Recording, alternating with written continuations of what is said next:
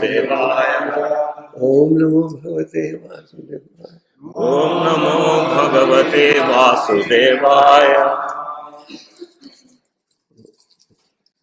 I'll take it out in a few minutes.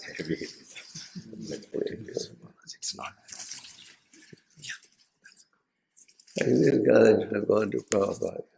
They went to Prabhupada and then came to him. Yesterday it was there. Yesterday it was there. And On Prabhupada. on Prabhupada. Then it's okay. Yeah, it has come to him. It was there yesterday on Prabhupada. Yes.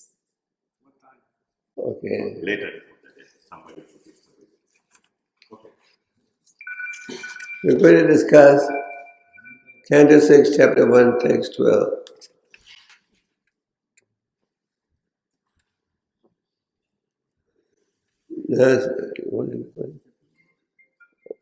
Okay. Nāśnataḥ pathyam evānnaṁ vyādhayo abhibhavanti evam niyama-kṛt rājan śanaiḥ kṣemāya kalpate nāśnataḥ pathyam evānnaṁ vyādhayo bhibhavanti evam niyamakṛd rājan śanaiḥ kṣemāya kalpate nāśnataḥ pathyam evānnaṁ vyādhayo abhibhavanti evam niyamakṛd rājan śanaiḥ kṣemāya kalpate nāśnataḥ pathyam evānnaṁ vyādhayo abhibhavanti evam niyamakṛd rājan śanaiḥ kṣemāya kalpate nāśnataḥ pathyam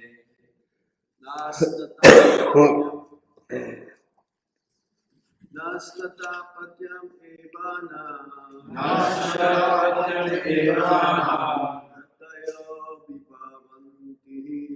vyādhayo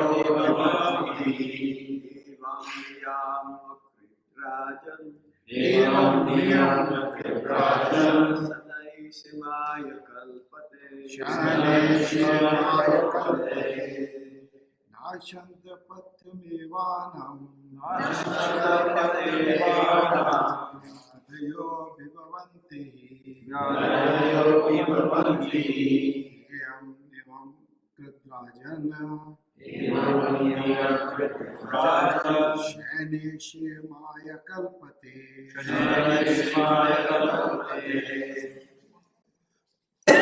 nāśnataḥ pathyam evānnaṁ vyādhayo bhibhavanti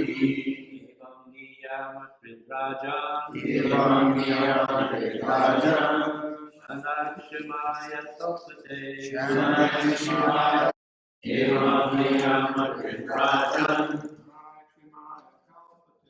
śanaiḥ kalpate nāśnataḥ pathyam evānnaṁ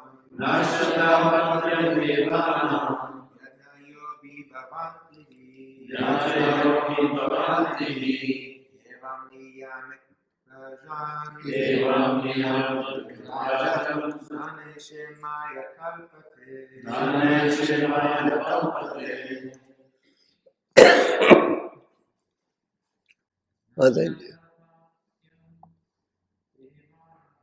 Nāśnataḥ pathyam evānnaṁ vyādhayo bhibhavanti evam niyamakṛd rājan śanaiḥ kalpate. Mataji, lady. nāśnataḥ pathyam evaṁ. vyādhayo bhibhavanti. evam niyamakṛd rājan. śanaiḥ kalpate. nāśnataḥ pathyam evānnaṁ. vyādhayo bhibhavanti. evam niyama-kṛt rājan.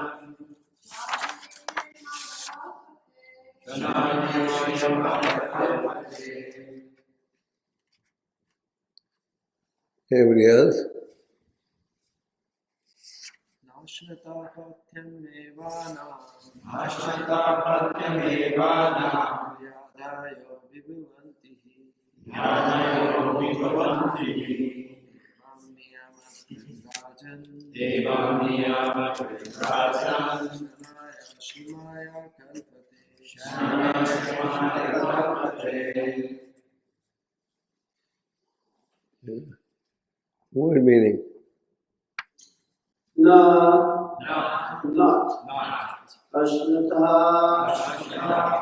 those who eat Those who eat pathyam suitable, evam evam, indeed annam annam, food food, vyādhayo vyādhayo, different types of disease different types of disease, abhibhavanti abhibhavanti, overcome overcome, he indeed evam similarly niyama-kṛt niyamakṛd, one following regulative principles following regulative principles, rājan rājan, O king śanaiḥ śanaiḥ, gratefully kṣemāya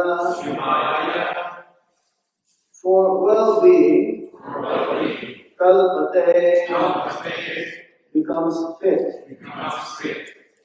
Translation and purport by His Divine Grace Srila Prabhupada. Srila Prabhupada ki jai. My dear King, if a diseased person eats the pure, uncontaminated food prescribed by a physician, he is gradually cured, and the infection of disease can no longer touch him. Similarly, if one follows the regulative principles of knowledge, he gradually progresses toward liberation from material contamination. Purport. One is gradually purified if one cultivates knowledge, even though mental speculation, and strictly follows the regulative principles enjoined in the sastras and explained in the next verse. Therefore, the platform of jnana, speculative knowledge, is better than the platform of karma, fruitive action. There is every chance of falling from the platform of karma to hellish conditions, but on the platform of jnana, one is saved from hellish life. Or hellish life. Although one is still not completely free from infection. The difficulty is that on the platform of jnana, one thinks that he has been liberated and has become Narayana or Bhagavan. This is another phase of ignorance. Yena vidam vimuktamadena śanaiḥ abhisudapudaya aruya krishnena param padam tata patanti adana yusmat angaya. Srimad Bhagavatam, Canto 10, Chapter 2, Text 32. Because of ignorance, one speculatively thinks himself liberated from material contamination, although actually he is not. Therefore, even if one rises to Brahma-gyan, understanding of Brahman, one nevertheless falls down because of not taking shelter of the lotus feet of Krishna. Nonetheless, jnanis at least know what is sinful and what is pious, and they very cautiously act according to the injunctions of the sastras. Translation responsibly. Translation responsibly. My dear king, if a diseased person eats the pure, uncontaminated food prescribed by a physician, he is gradually cured. And the infection of disease can no longer touch him. Similarly, if one follows the regulative principles of knowledge, he gradually progresses toward liberation from material contamination. Om Gyan Simirandasya Gyananjana Shalakya Chakshurmilitanyena Tasmai Shri Gurave Namaha Shri Chaitanya Manovistam Sapitamena Bhutale Swayam Rupa Kadamayam Dadi Swaha Padamikam Jai Shri Krishna Chaitanya Prabhu Nityananda Shri Advaita Gadadhara Hare Krishna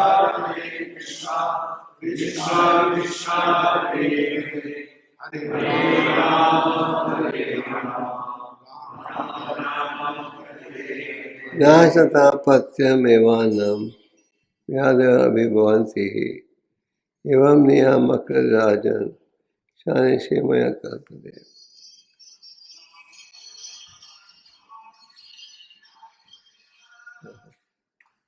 Put your mobiles on silence, please.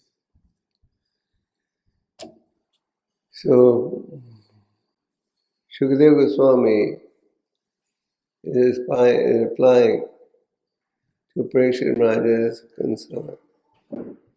We have seen in the earlier verses that Parikshit Maharaj was very concerned how people can be saved from going to hellish planets.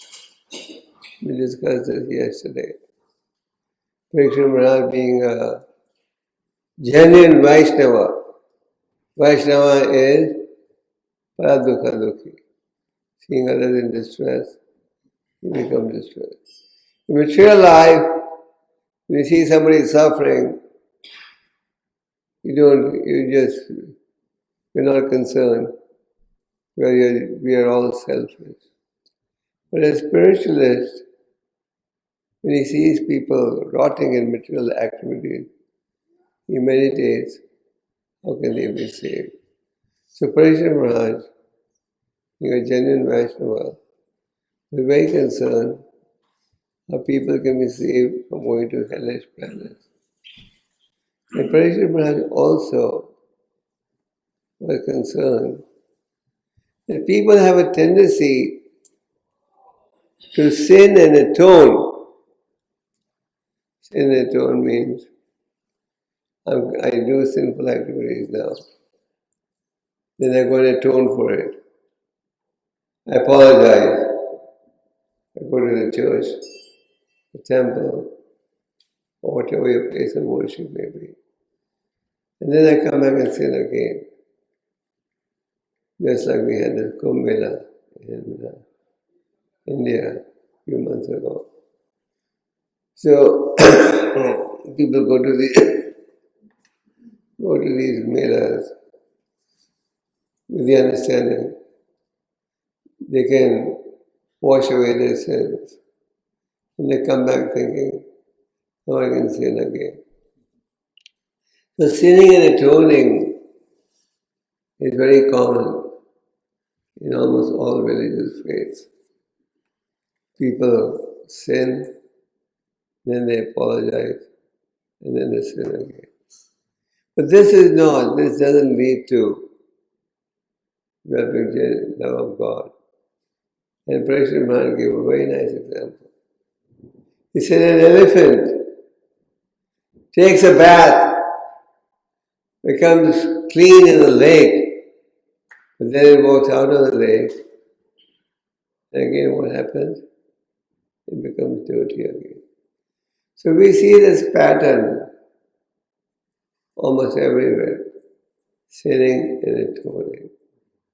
But sinning and atoning doesn't help us to make spiritual progress. So Krishna Maharaj's question was, how can we be saved from this tendency of sinning and atoning? And Krishna Maharaj's question being answered to by Shukadeva Goswami. What is he saying? If a diseased person, so we are all diseased or we are healthy? We would like to believe that we are healthy. Even if you go to a diseased man in the hospital and you tell him, how are you? I've almost recovered 90%. Yeah. So, the scriptures consider we are diseased. Disease in the sense you may not have temperature, or your organs may be intact. But we are diseased in the sense we have unlimited material desire. And because of the unlimited material desire, we can't taste real spiritual happiness. And these unlimited material desires prevent us from making spiritual progress. Just like in the Udesham, Chaitanya Mahaprabhu instructed Rupa and Sanatana to go to Vrindavan and write books on devotional service based on his teaching. So Rupa Goswami gave us many wonderful pieces of literature, which Srila Prabhupada translated, only two of them, which are Udesham and Bhakti Rasamrita Sindhu. So in the Udesham, I recommend this book to everyone. There are only 11 verses, but every verse has such a deep meaning. So Rupa Goswami says, the holy names of the Lord are pure. The qualities of the Lord, the holy names of the Lord are not only pure, they are also sweet. The pathyam of the Lord are also very sweet. The qualities of the Lord are also very sweet. By sweet is meant enjoyable. Don't compare it to, everyone likes eating sweet. So, by sweet over here means very tasty, enjoyable. So, holy name is sweet. That's the conclusion of all the scriptures. Kali Kali Nama Rupa Krishna Avatar. Lord incarnation is holy name. We have examples of sages like Haridas, who chant it day and night. So the holy name of the Lord is sweet. And the pathyam of the Lord are also sweet. We who are contaminated don't get it. We who are contaminated may not relish the pathyam of the Lord. But in our purified state, we could discuss the pathyam day and night. And the pathyam of the Lord are inconceivable in the sense that these pathyams cannot be duplicated by any demigod, etc. What does Krishna say? Janma karma chame devya. My appearance, the appearance of both transcendental. So the holy name is sweet, the patham are sweet, and the qualities of the Lord are also sweet. But unfortunately, Gopal Krishna says in humility, we do not taste the sweetness because of the disease of avidya. This is what I mean by disease condition. We are all in a disease condition. And because of the presence of avidya, we can't taste the sweetness. So a question may be presented. Is there a solution to this disease condition? Is there an alternative? Yes? No? Just like Krishna says in the Bhagavad Gita, Devesha Gunamai Bhava Maya Durate.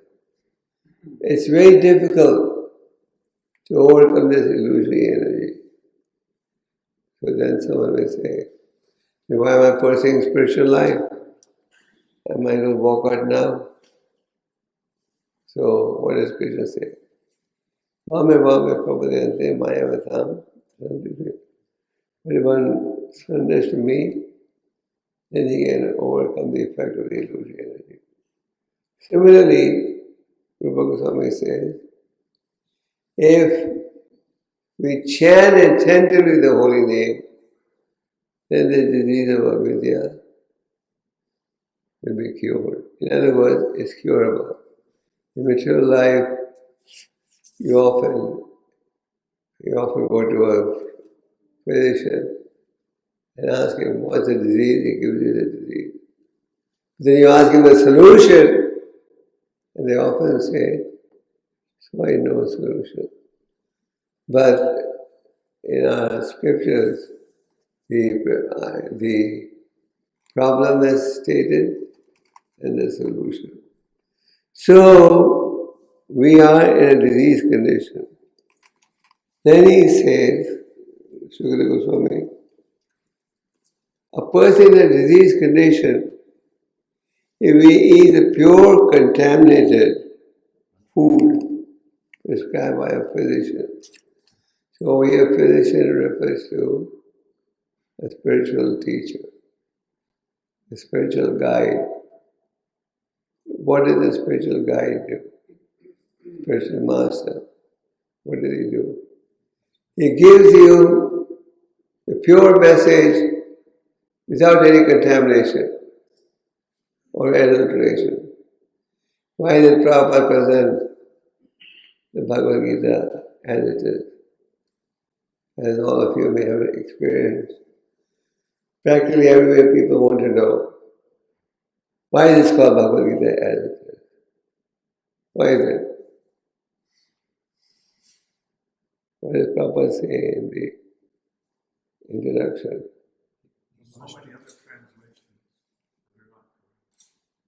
He presented it in the mood that Krishna spoke in Arjuna said. No distortion, no adulteration, no interpretation. Many people have translated the Gita. We had the Prime Minister recently come, about 3 months ago, to our temple in Delhi. And he came to release the biggest religious text ever published. This was published by our Italian BBT, in which the Bhagavad Gita is 800 kgs in weight. Anyway, I forget the other dimensions. But it is the biggest religious text ever published by any organization. So, while giving a speech praising the Gita, he praised the Gita like anything. Then when he quoted from these other editions, which have their own interpretation. So that is unfortunate. So the pure devotee presents the pure uncontaminated food, the pure uncontaminated prescription. If you follow the prescription, then what will happen? Then the disease will be cured.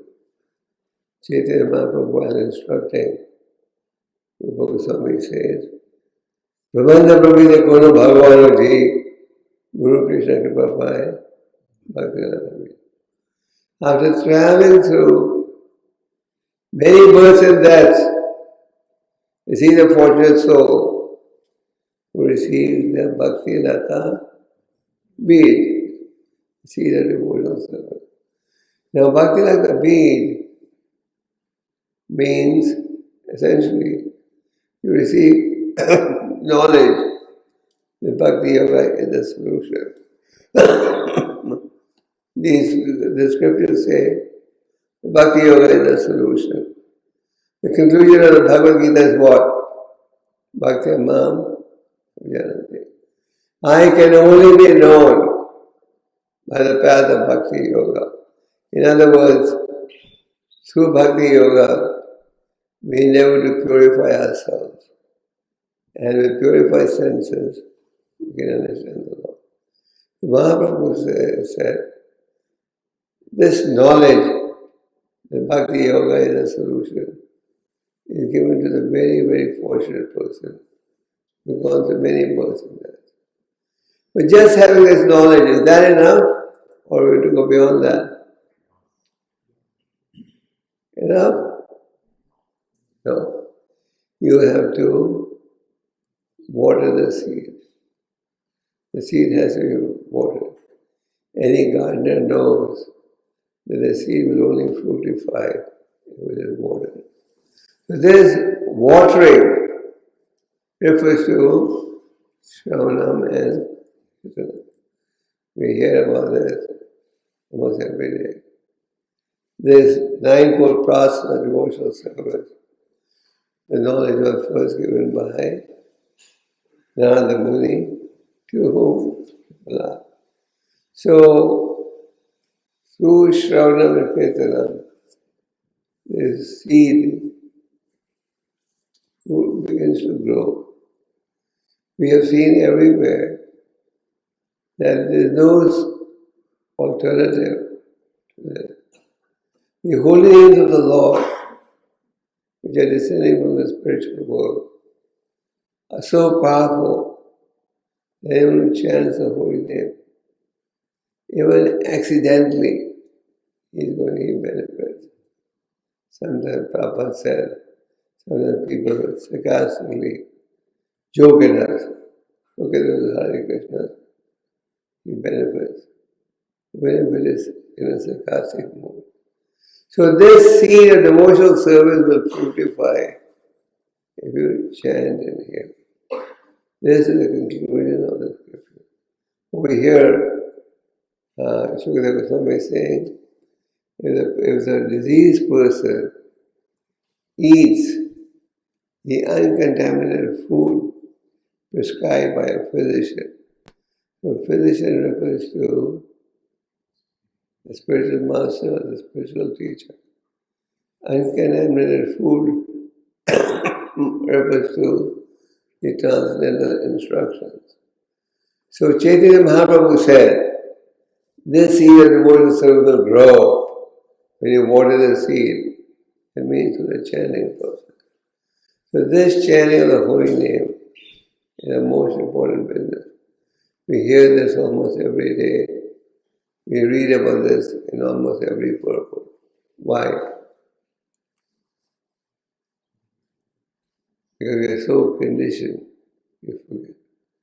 That's why the Bhagavad Samhita said, Nasta paresho vadresho nityam bhagavad sevaya. Bhagavad Gita is sloka, abhibhavanti there is again. You regularly hear the Bhagavatam, all that is inauspicious in the heart will be destroyed, and loving service will always be established. So regularly hearing, and if you're not in a position you can hear, you can read. These days with internet facilities, you can hear so many lectures. So when you chant and hear, the seed begins to grow. Then, If you chant it here, the seed begins to grow. What else? Then Lord Chaitanya said, you should build a strong fencing so that undesirable elements do not come in. Strong fencing means keep yourself in devotee association. We all know that sadhu sangha, a devotee association, is very important. Chaitanya Mahaprabhu listed a series of activities that one should engage in. But he summarized them into 5 principal activities. What are they? Sadhu Sangha, niyama-kṛt, hearing the Bhagavatam and the Gita, worship the deity with faith and reverence, and living in annam. So, these 5 are most important. And the first one he mentions is Sadhu Sangha. So why Sadhu Sangha before Harinam? Because if you have genuine association, you will get introduced to the Harinam. But if you don't take advantage of Sadhu Sangha, then you won't know that Harinam is the solution. That's why Chaitanya Mahaprabhu gave top priority to Sadhu Sangha. Sadhu Sangha, Sadhu Sangha, Shavasthasana. Nāva-matra Sadhu Sangha, Shavasthasana. Nāva-matra refers to 1/14th of 1 second. In fact, your wristwatches won't even be able to record it. So just for a fraction of a second, you meet a genuine sadhu, your life can change. Prabhupada was once traveling in Australia, and I heard, this is a story that I heard, that Prabhupada's flight was delayed by a few hours. He was in the airport. He met one person who was a very rich businessman, planted a seed of devotional service. This person went back to his native place, started preaching Krishna consciousness, and so many centers were made. So by spiritual association of a genuine person, you get inspired to execute devotional service. Narada Muni explains in the 4th canto, one can possibly have 3 levels of association. You can associate with those who are more advanced, associate with those who are equally advanced, and associate with those who are less advanced. When you have the opportunity to associate with those who are more advanced, one becomes joyful. Why? Not because the person is very handsome or a good singer or whatever, but the message he's going to give you is going to make you progress on the spiritual path. In material life, Prabhupada says, when you meet somebody who is more successful than you try to pull him down, criticize him, etc. But on the spiritual path, we are happy to associate with those who are more advanced. Not only happy, we're eager to associate. Just like in America also, we have the Sadhu Sangha festival. With few thousand devotees come. In Russia, we have the Black Sea Black Sea Festival every year in September. Over 7,000 people come to associate with more advanced devotees. So that tendency is there everywhere. Everyone recognizes that if I associate with somebody more advanced, I'll get some transcendental knowledge which will help me progress spiritually. Then you associate with those who are equally advanced. When you associate with those who are equally advanced, what do? You make friendship. Friendship means we work together to spread the message of the Lord. And in the fourth canto, now the Muni tells the Prachetas, I'm very pleased with all of you, when the Lord tells Prachetas. I'm very pleased with all of you, because all of you have one occupation. Only one. What's that? Devotional service. So, friendship means we work together to execute devotional service. Prabhupada says in material life, when you meet somebody of an equal strength, we try to show how I'm better off than you are. And when you meet somebody less advanced, what do? Display compassion. So, the seed of devotional service begins to grow through the process of chanting, hearing.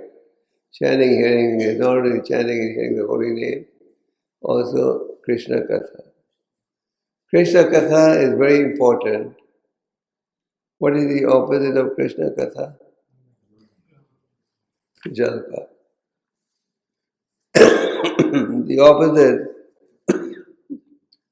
The opposite of Krishna Katha is Prajalpa.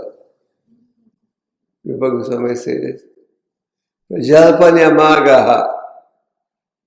Prajalpa means topics not related to Krishna. Topics that have no relevance to devotional service. So generally, we are very fond of Prajalpa.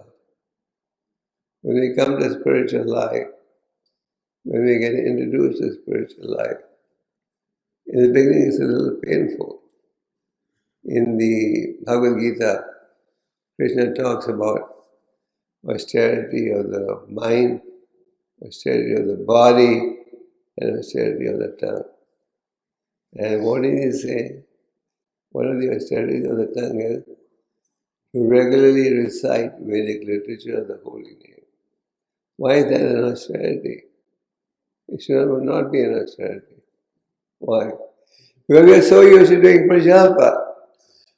We are so used to doing mundane talk that when we hear, please chant the holy name, in the beginning is very painful. Because we are so used to engaging in prajalpa. Therefore Krishna said that's a tapasya. So, we keep ourselves in devotee association and avoid prajalpa. And we all recognize our business is to present Krishna consciousness. Just like any community, you may have some brahmacharis, grihasthas. Doesn't matter, but the goal of all members of ISKCON is one. And that is to present Lord Chaitanya's teaching as given to us by Prabhupada. So the Bhakti Rata Beej grows, and in order to make sure that it doesn't get spoiled, we should keep ourselves in devotee association. If you stay in devotee association, and if you're cultivating humility, then you're ready to even take correction. And you're ready to be corrected. Normally, we don't like being corrected. We don't like being guided. But one who is practicing humility, as we explained the other day, is ready. Then what else? Unwanted weeds sometimes also grow. By unwanted weeds, there's the understanding. We think that I'm so great, so successful, so powerful. You become proud of the fact that they're executing devotional service. That should be plucked out. But these unwanted weeds can only be identified when you're also in devotee association. If you're not in devotee association, if you want to live in isolation, then nobody will know that you have some shortcoming. Nobody will ever know that. Then progressing further, Chaitanya Mahaprabhu said, this beautiful garden of devotional service can be ruined by what? Mad elephant. If a mad elephant is allowed to come in a beautiful garden, what happens? The whole garden gets spoiled. So our devotional service, our devotional carrier, can get spoiled by committing Vaishnava. This principle of Vaishnava is so important that you may read about it again and again in the scripture. King Rahugana was going to a spiritual discourse. He was being carried in a palanquin carrier.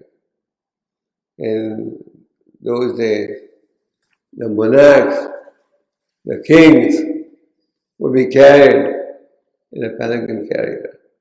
There were no cars at that time. So he wanted to go. He was getting late to go. He was going to hear lectures on Kapila there. And told his palanquin carrier, move fast. And they saw a very healthy man standing there, tall, broad shoulders, broad hands, long hands. He said, hey, come and help carry the king.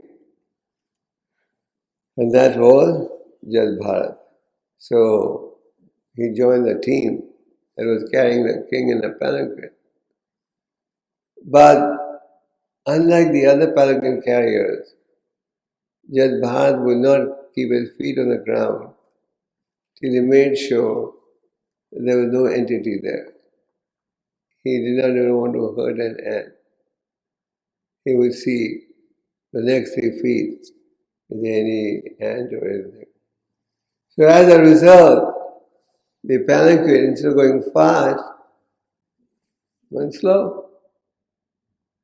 And the king said, what is this? I'm telling you to go fast, and it's going slow.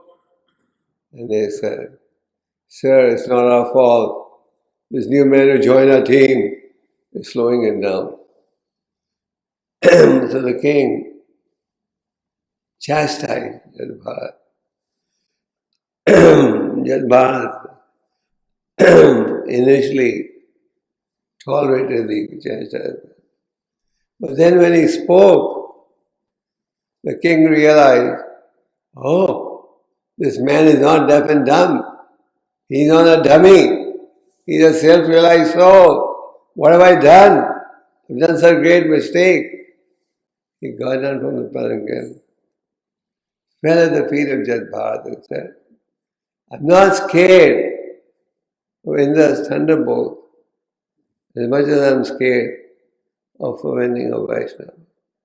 So, on the spiritual path, we should be cautious so that we avoid Vaishnava Mahaprabhu.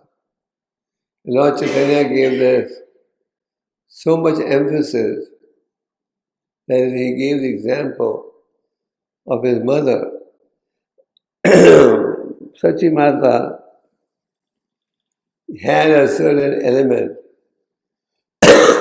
of anger against Advaitacharya.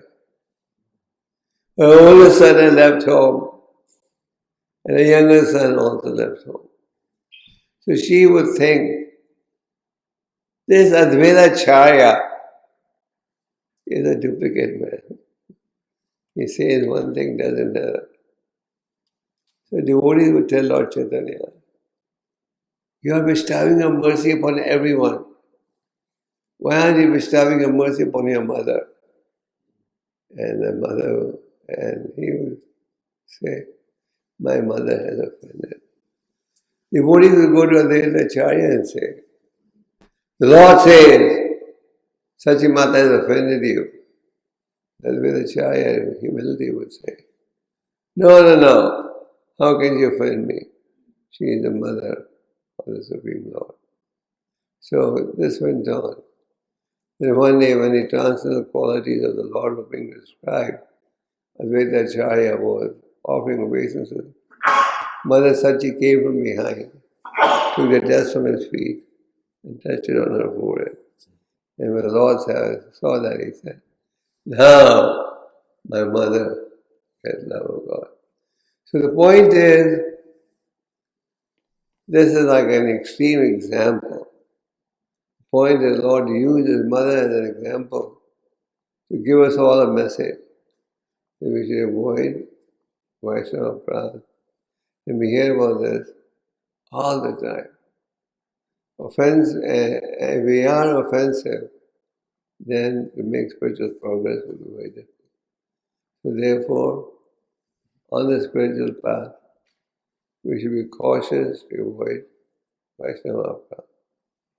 And if we avoid offenses, then our spiritual sailing can be easier. So it all begins with spiritual association. In the Lord Chaitanya went on a tour of southern India. And when he was going on his tour, before he started his tour, Sarvabhauma Bhattacharya, he was a staunch impersonalist, converted to the path of personalism by Chaitanya Mahaprabhu. So Sarvabhauma Bhattacharya told him, when you go to South India, you will meet a great devotee called Ramananda Roy. And they met on the banks of the river Godavari. So Chaitanya Mahaprabhu wanted to glorify his devotee, just like the devotee wants to glorify the Lord wants to glorify the devotee. So Chaitanya Mahaprabhu asked him a series of questions, and Ramananda Roy gave a reply. One of the questions he asked was, what is the most painful experience for a devotee? What is the most painful experience for a devotee? You know the answer. Apart from separation from devotees of Krishna, I know no unbearable pain. Sometimes we have pain in the body. I can't stand it. It's very painful. So, he says, when you get separated from devotees of the Lord, that results in unlimited pain. So, Shukadeva Goswami is saying, if a diseased person eats the pure and uncontaminated food then prescribed by a physician, in other words, if a diseased person follows the principles of bhakti yoga as given by a pure teacher or physician, he gets gradually cured and the infection of disease no longer touches him. So he gets cured from what? From avidya.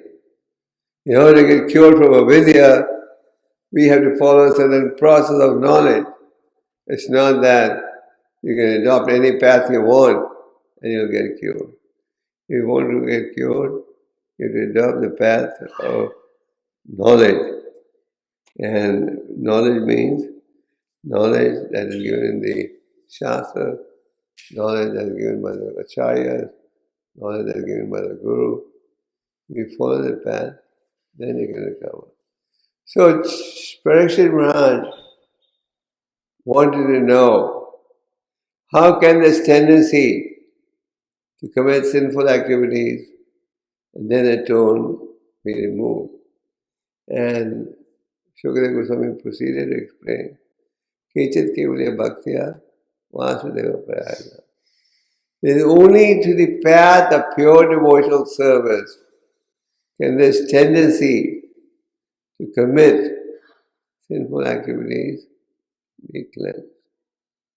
And he gives the example, just like you may have fog, but as soon as the rays of the sun appear, the fog goes away, isn't it?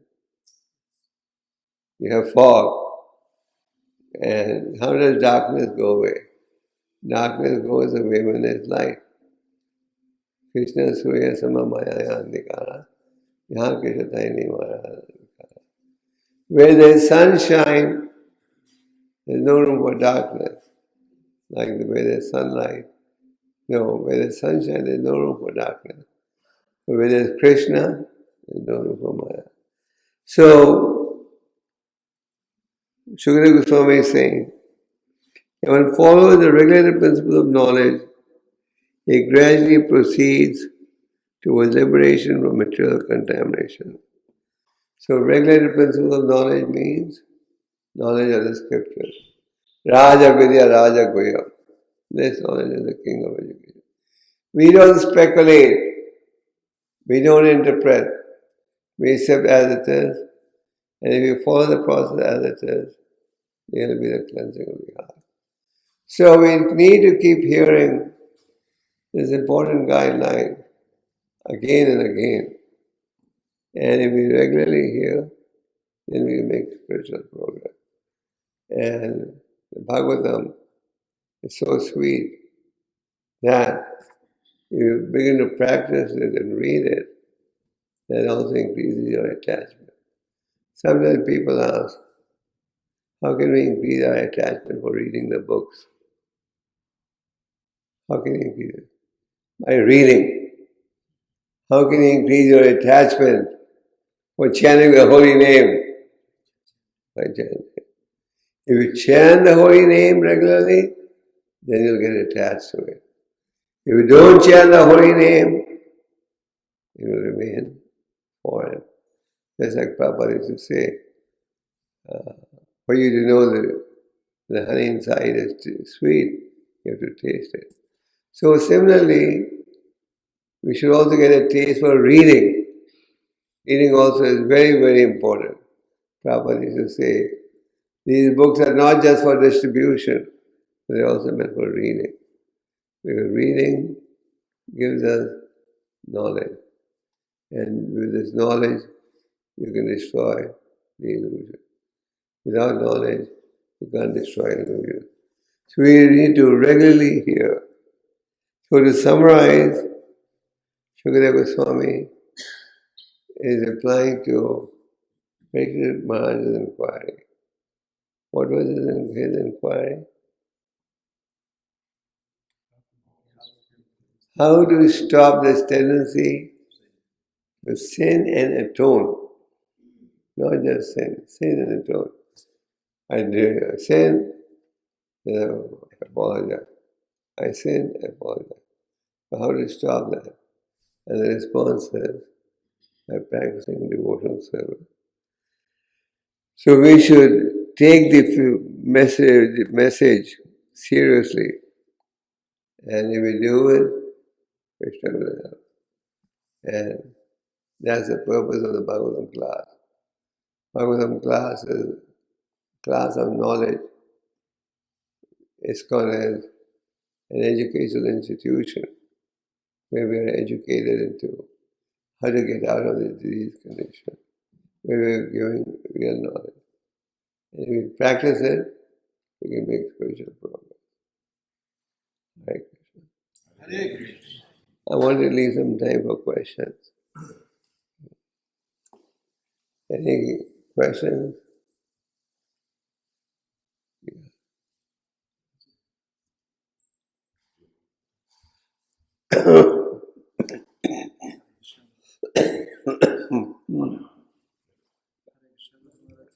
Yeah.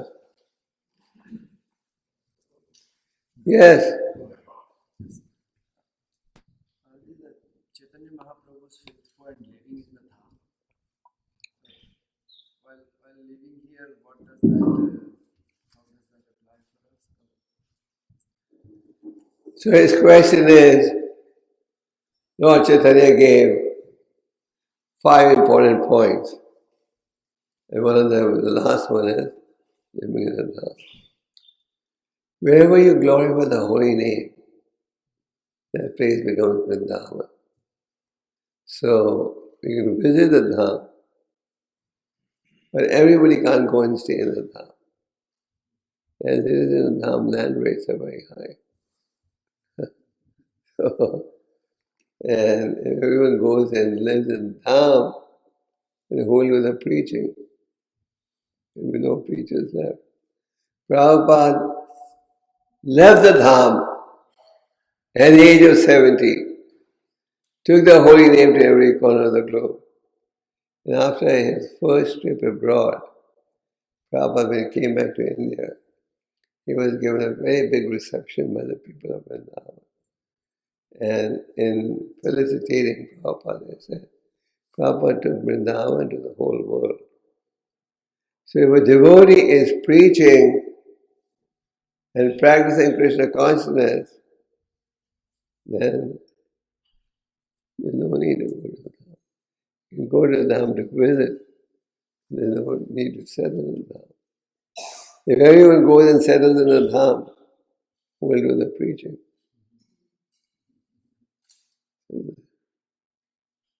More questions?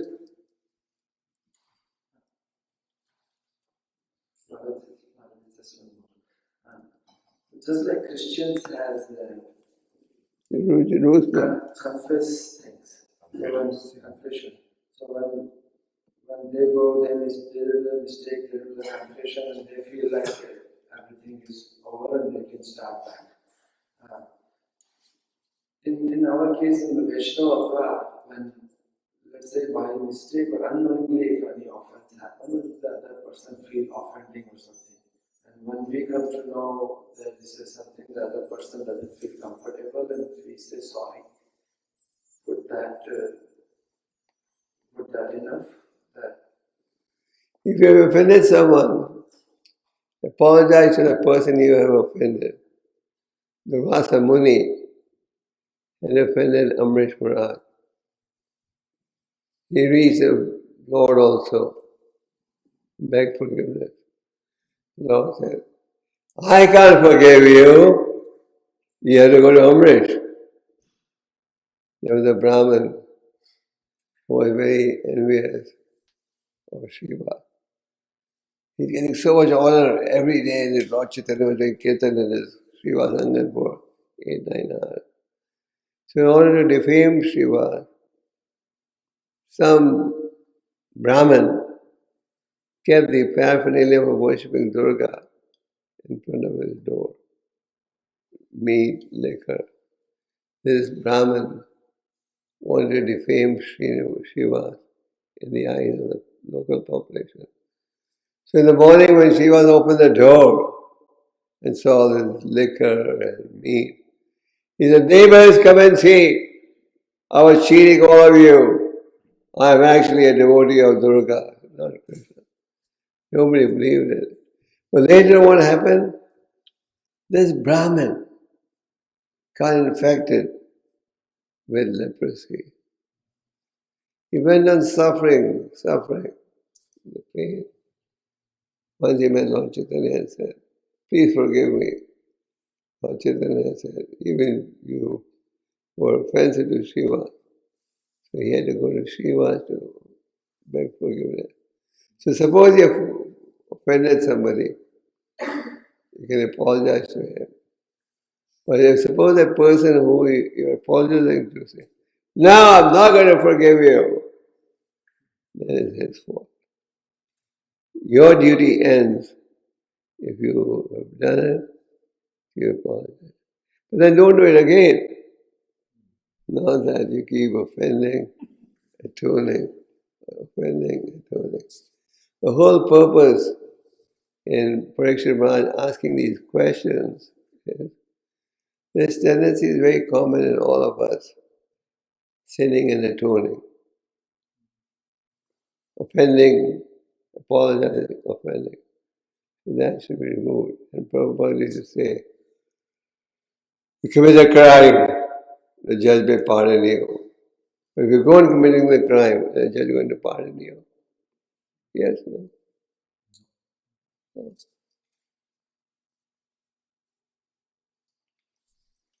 Okay. No questions? I have one question while traveling to you. How important is for us to leave our body in the long run? How important is? To leave our body in Vrindavan, as Prabhupada said. Leave the body in Vrindavan. Well, I won't say it's not important. No, because we are all traveling anytime anything happens. So at the end of the life, If you are traveling, we should plan our ending in. if you're traveling, preaching, wherever you are, it's Vrindavan. But you have people go to Vrindavan for two things in ISKCON. One is to deliver babies, and the other is to die. There are many mothers who come there to deliver babies. And there are many people who come to Vrindavan to die. So it's a joke. It's not really a joke, it's a reality.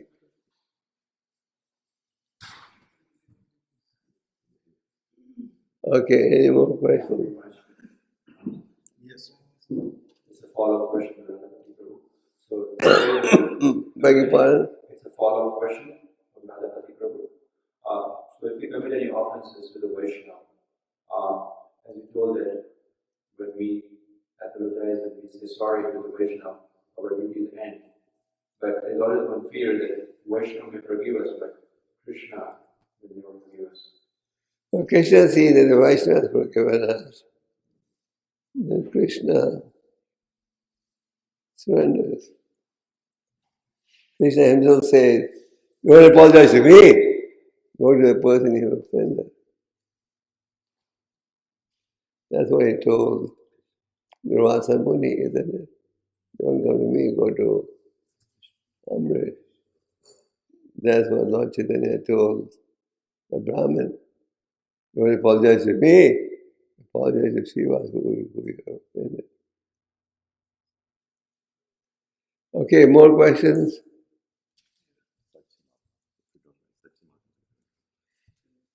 Yeah, I left some time for questions. What are the symptoms of one who is becoming cured? Internal symptom, external symptom? Actually, Shukadeva Parikshit Maharaj is saying in this verse, if you follow the direction of a physician, then you get cured from the disease. So physician, as I explained in the lecture, refers to a sadhu or a guru. Then, to your question, what are the symptoms of one who is getting cured? The symptom is, I'm getting attached to the holy name, which is a big thing. I'm getting attached to reading the Bhagavatam and hearing the Bhagavatam. Most of us don't have a taste. I'm getting attached. I'm getting attached to doing seva. Now I go to a temple and see what seva I can do. Maybe washing pots or sweeping the floor. And am I developing humility? I always think, I'm always right, everyone else is wrong. Or am I ready to listen? Most of us don't have the patience to even hear. But do I have the desire to hear? These are the symptoms of one developing humility. And there are many more. These are just a broad guideline. More questions? Yes. When we're chanting intentionally, I'm sorry, could you please repeat? when we're chanting intentionally and we're inattentive, and then somebody is chanting accidentally, they don't chant Hare Krishna, but they just accidentally chant the holy name, and we're chanting intentionally, but without attention. Maybe there's some offense when we're chanting. Which is it more? Is the person who's chanting accidentally getting more benefit? Is that more pure? I'm sorry, could you please repeat? When someone chants accidentally the holy name, Accidentally you mean no. By accidentally you mean someone on the road meets us and says Hare Krishna. yes, Like our devotees go on high enough. yes. So many people come and join us. They are not devotees, but they like the chant. They just chant Hare Krishna, or they just accidentally chant. They even say something that has the holy name, And then if I'm chanting and I'm inattentive, I know that I don't think there's a comparison between the two. The 3 stages of chanting the holy name. The first stage is the offensive stage. The second stage is the stage of minimizing offenses. And the third stage is the purified stage. So if somebody just meets you, Hare Krishna, it's okay. He's still on the third stage. Whereas somebody who is in the intermediate stage makes a conscientious effort to avoid the offenses. So you may be inattentive, but you're operating from the second level. That's my answer. I was just asking because it seems that there's so much benefit for people even to chant inattentive. Or I mean chant by accident. It's so I told you all that story before. After Prabhupada came back to India from the West in 1971, there was a movie star who made a movie called Hare Rama, Hare Krishna. In that movie, Hare Krishna mantra was in the background of the whole movie, but there was a complete distortion of the philosophy. It showed that we take drugs, and we get drugged up, and that's when we chant Hare Krishna. So when the movie was released, devotees were very concerned. They told Prabhupada that we should file a legal case against the actor who made the movie. Prabhupada said, no need. People will hear the holy name and benefit. And a few years ago, I initiated one devotee in America. So I just asked him, how did he become a devotee? Like I asked many people. He said, when I was a young boy, there was a movie made, Hare Rama, Hare Krishna. And I was so fond of that song, because that song was the top of the hit parade in India for a long time. He said, I was so fond of that song, I used to go to Panwala and sit down there, and I would look forward to hearing it. And then I lost touch. But now when I came to America, I met the devotees, and he got revived because he remembered that Hare Krishna he used to hear when he was a young kid. So Prabhupada told us, no need to fight a legal case. People who hear the holy name and benefit. So the holy name is so powerful, doesn't matter in what conditions you hear, you benefit. But that is the third stage. Those who are serious about spiritual life, they consciously endeavor to avoid the offenses.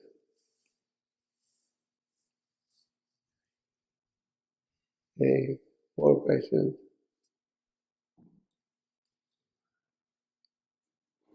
No more questions? Unrelated, what is false humility and what is the danger of false humility? False humility. Sometimes you meet devotees who offer dandabats to everyone. Yeah, but they don't in their heart believe they need any guidance. They believe that I know everything, but he'll still be very humble. That is, in my opinion, false humility. Where in your mind you're thinking, I don't need any guidance. I don't need any direction. And real humility means, I'm ready to listen. I'm ready to be corrected. I'm ready to be directed. Lord Chaitanya was asked, why do you chant the holy name all the time? You should study the Vedanta with us. Lord Chaitanya said, my spiritual master considered me to be a fool. He said, that's all you are capable of doing. So, to consider oneself a fool, that requires real humility. Okay, any more questions? Okay, thank you.